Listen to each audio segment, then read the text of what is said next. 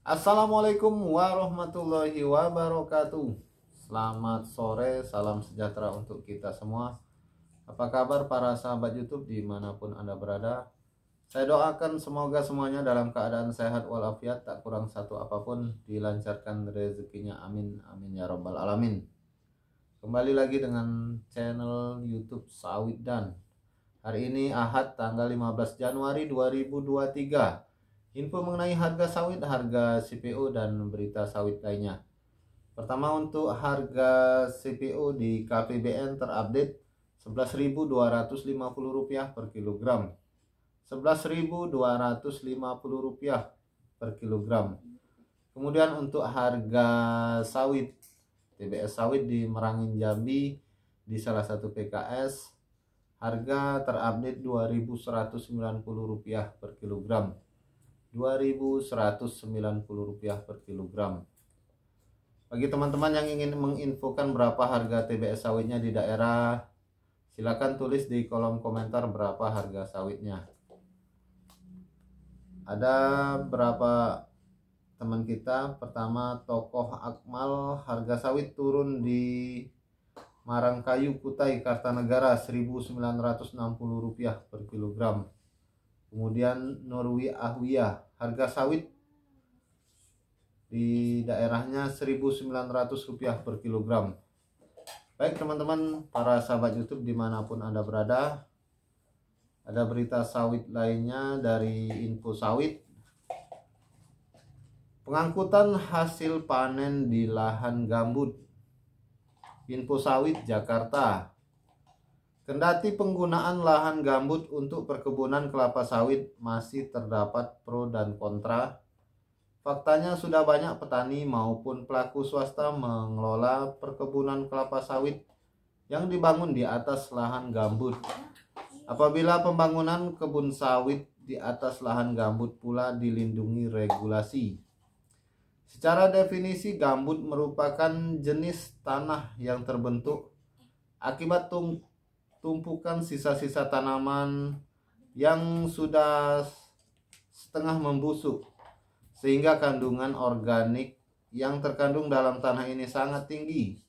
Sementara Wetlands Internasional mendefinisikan tanah gambut ialah sampah organik atau bahan bakar berumur ribuan tahun.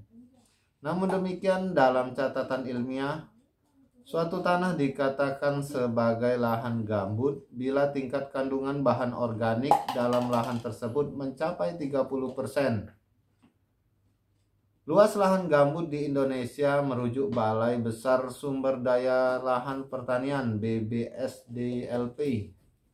Tahun 2012 terdapat seluas 14,9 juta hektar, di mana lahan gambut tersebut tersebar di Pulau Sumatera, Pulau Kalimantan, dan Pulau Papua.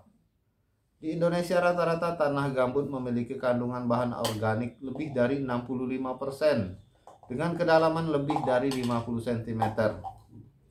Untuk wilayah Sumatera, sebagian besar gambut berada di pantai timur, sedangkan di Kalimantan ada di Provinsi Kalimantan Barat, Tengah, dan Selatan.